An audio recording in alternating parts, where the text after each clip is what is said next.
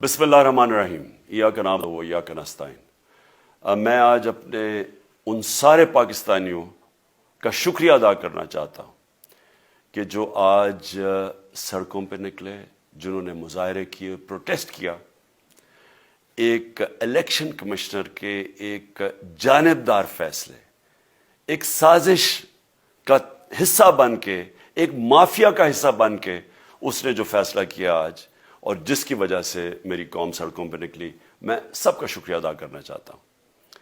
پہلے تو میں اپنی قوم کے سامنے یہ رکھنا چاہتا ہوں یہ کیا فیصلہ ہے، یعنی یہ توشہ خانہ کیا چیز ہے؟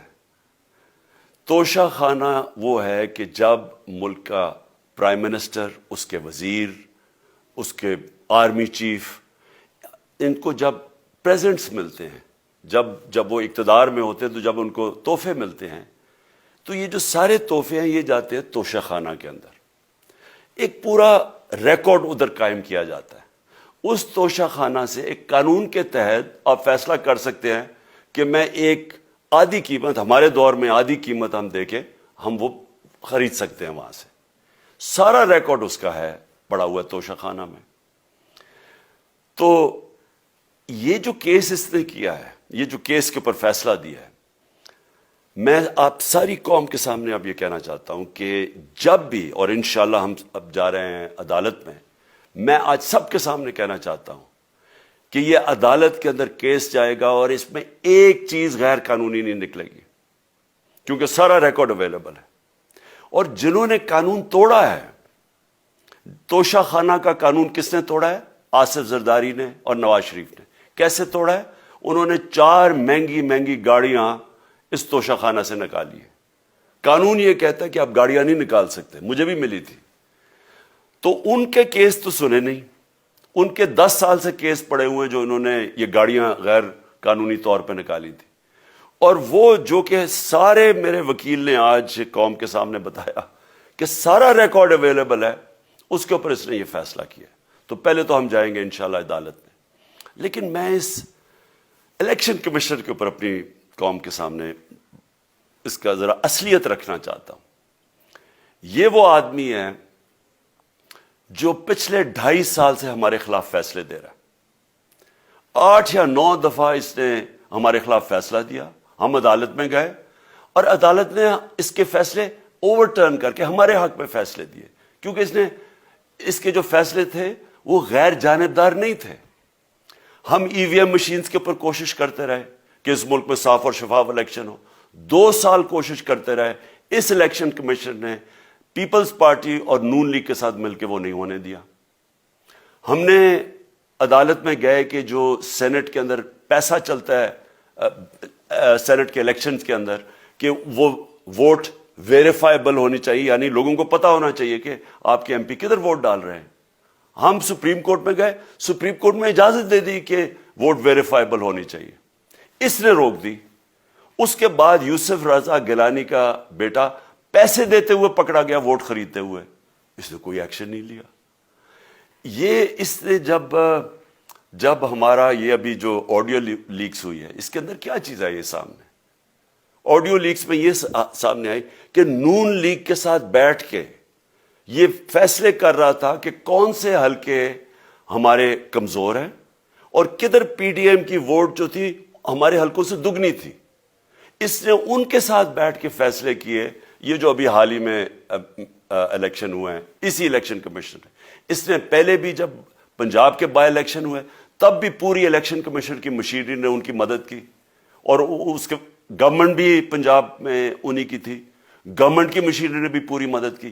اس کے باوجود دونوں دفعہ یہ الیکشن ہار گئے، اور الیکشن اس لیے ہارے کہ پاکستان کی قوم ان کو ریجیکٹ کر بیٹھی ہے، اور اللہ کا شکر ادا کرتا ہوں ہمارے ساتھ کھڑی ہے۔ جب ہماری گورنمنٹ گئی تب سے یہ مافیا کوشش کر رہا ہے کہ تحریک انصاف کو ختم کرنے کی۔ پہلے تو انہوں نے گورنمنٹ گرائی بیرونی سازش، پھر انہوں نے کروڑ روپیہ خرچ کیا، 20 یا 25 کروڑ روپے کی ووٹیں خریدی، لوگوں کو لوٹا بنایا، ہماری گورنمنٹ گرائی۔ اس کے بعد جب ہم نے مظاہرہ کیا، پرامن مظاہرہ، آئین اور قانون میں رہتے ہوئے، ہمیں آئین اجازت دیتا ہے پرامن احتجاج کرنے کی، ہم نے پرامن احتجاج کرنا تھا۔ انہوں نے جس طرح ایک بیرونی جو آج بھی وہ سائفر اویلیبل ہے جس میں واضح ہے کہ ان کو باہر سے مل کے انہوں نے ایک گورنمنٹ گرائی تھی. سب کو پتہ ہے سندھ ہاؤس میں 20-25 کروڑ روپیہ چلا اور گورنمنٹ انہوں نے گرائی. اس کے اوپر مظاہرہ ہم نے کیا 25 مئی کو.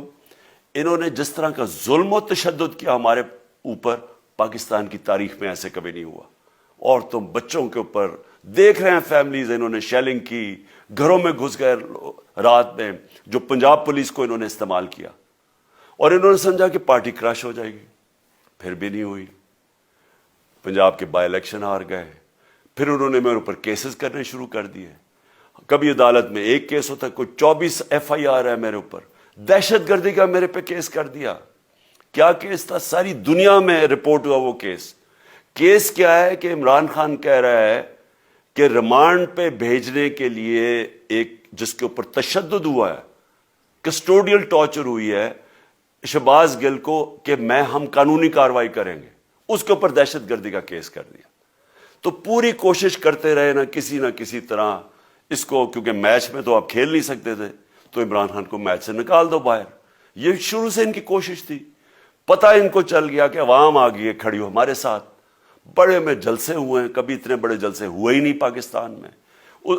اور پھر یہ جو ابھی جو الیکشن ہوا ہے اس کے اندر پوری پلاننگ کرتے ایک کینڈیڈیٹ کھڑا کر کے پھر بھی ہار گئے. تو یہ مجھے پہلے ہی پتا تھا کہ انہوں نے اس کا رزلٹ کیا آنا ہے.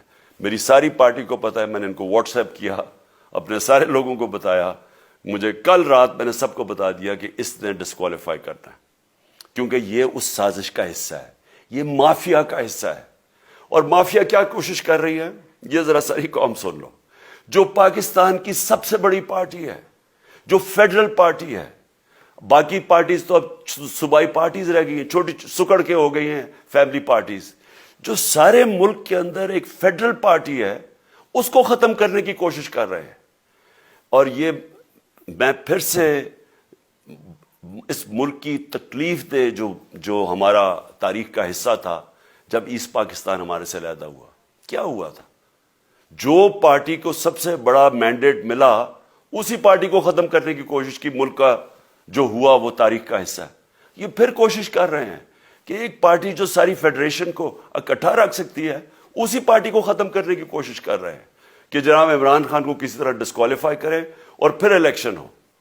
اور پھر مجھے اور نواز شریف کو ایک ہی طرح دکھایا جا رہا ہے کہ اچھا جی عمران خان بھی ڈسکوالیفائی ہو گیا تو نواز شریف بھی ہو گیا. نواز شریف اس ملک کا بڑا مجرم ہے. 30 سال سے چوری کر رہا ہے اس ملک کا پیسہ باہر. بڑے بڑے محلات ہیں اس کے اور اس کے بچوں کے باہر. ایک رسید نہیں دکھا سکتا کہ پیسہ کدھر سے آیا. میں نے کرکٹ کھیلتا تھا تو میں نے ایک فلیٹ خریدا. میں تو پبلک آفس ہولڈر بھی نہیں تھا. 34-35 سال پہلے میں نے فلیٹ خریدا جب کرکٹ کھیلتا تھا. اس کے باوجود میں نے 8 مہینے عدالت کے اندر ایک ایک رسید بتائی کہ مجھے کدھر سے انکم آئی, کدھر سے آمدنی آئی, اور باہر سے حلال کے پیسے کی جو میں نے جو خرچہ جو خریدا فلیٹ, اس کو جب بیچا بینک کے تھرو پاکستان میں پیسہ لے کے آیا, اپنے ملک میں پیسہ لے کے آیا. اس کی بھی منی ٹریل تھی. عدالت نے مجھے صادق اور امین کا, اور مجھے مقابلہ اس آدمی سے کر رہے ہیں جو اربوں روپے کی پراپرٹیز لے کے بیٹھا ہوا ہے. کبھی کوئی جھوٹ بولتا ہے کہ جی مجھے قطری کھاد کے جی قطری نے پیسے دے دیے, کبھی وہ کہتا ہے یہ ہیں وہ ذرائع, وہ فیل ہو جاتا ہے. وہ بیٹی کہتی ہے میرے لندن تو چھوڑو پاکستان میں کوئی پراپرٹی نہیں, اور پھر پراپرٹی نکلا. یعنی جو بتا ہی نہیں سکتے کہ اس ملک سے باہر اربوں روپے کی پراپرٹیز ہے, اور اس کو اور میرے ساتھ کر رہے ہیں کہ جی اب دونوں ڈسکوالیفائی ہو گئے. اور جو سب سے شرمناک چیز کیا ہے کہ جس آدمی کی ساری پراپرٹی سب پاکستان سب ڈکلیئرڈ اپنے نام پہ, اس کو ڈسکوالیفائی کر رہے ہیں, اور یعنی میچ سے باہر رکھنے کی کوشش کر رہے ہیں. اور کن کو اس ملک میں بچایا جا رہا ہے؟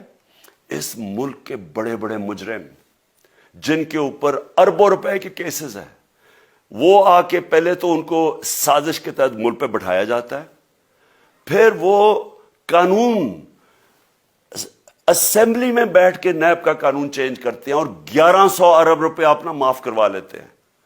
قوم جب نیچے پسی ہوئی ہے آج مہنگائی میں, بے روزگاری میں, 6 مہینے میں انہوں نے ملک کدھر سے کدھر پہنچا دیا ہے.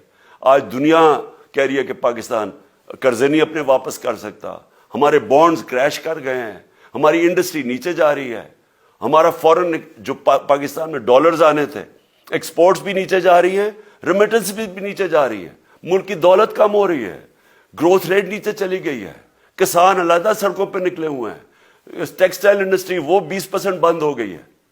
6 مہینے میں وہ پاکستان کو یہاں لے کے آئے ہیں اور اپنے صرف پیسے بچا رہے ہیں, صرف آ کے اپنی چوری بچا رہے ہیں.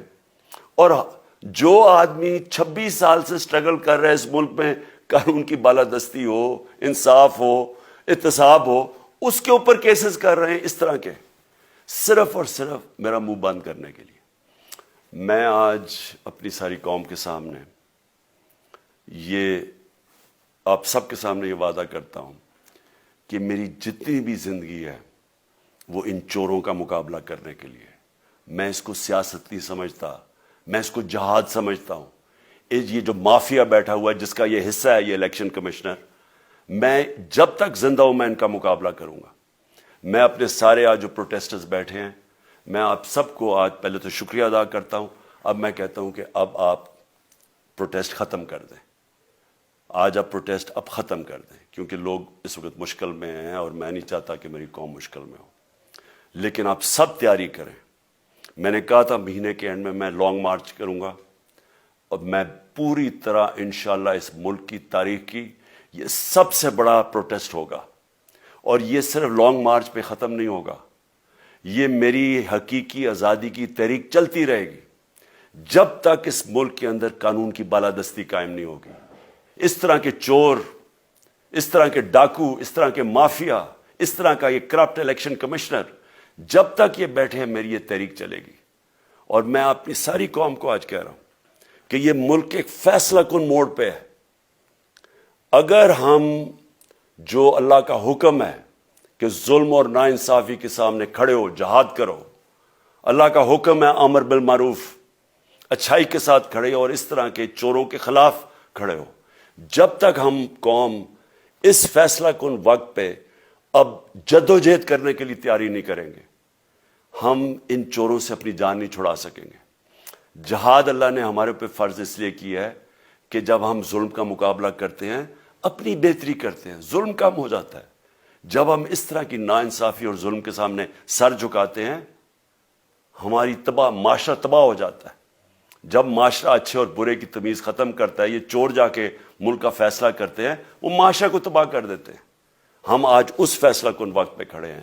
میں آپ کو کال دوں گا, پھر سے میں آپ کو کہوں, اور انشاءاللہ اس ملک کی تاریخ کی یہ سب سے بڑا مظاہرہ ہوگا, یہ سب سے بڑی پروٹیسٹ موومنٹ ہوگی, اور یہ رکے گی نہیں. اب یہ جب تک ہم اس ملک کو حقیقی طور پہ آزاد نہیں کرتے, یہ میری پروٹیسٹ موومنٹ اب چلتی رہے گی. پاکستان زندہ باد.